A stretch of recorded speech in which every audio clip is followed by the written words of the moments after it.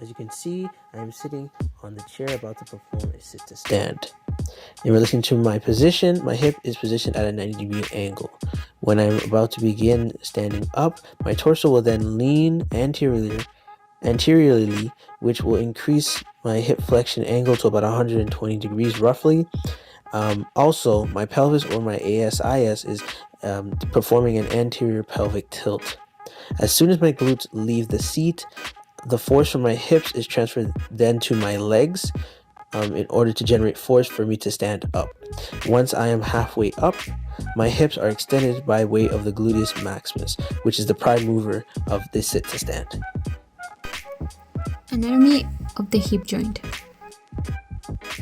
Joint includes the head of the femur and the acetabulum of the pelvic bone.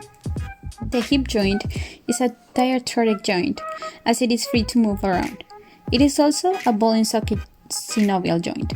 This means that it allows rotatory motion in every direction within certain limits.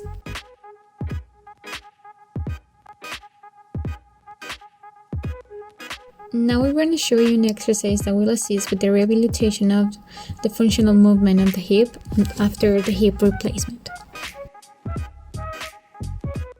Here she's going to lie flat on her back in the supine position, which is also known as lying flat on your back on the bench.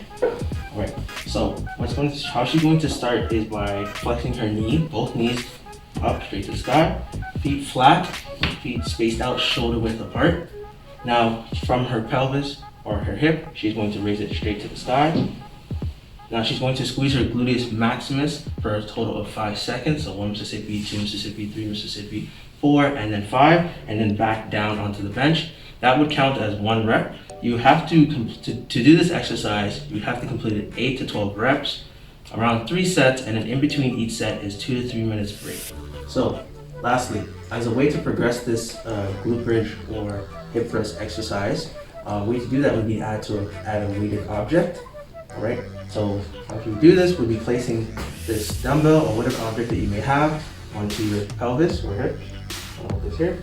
Ideally, you just hold it with your hands on the hip, and while holding it, raising your hips straight to the sky for the same 5 seconds. If 5 seconds has become too easy, you can increase it from 5 to 10 seconds, and then back down. That'll count as 1 rep.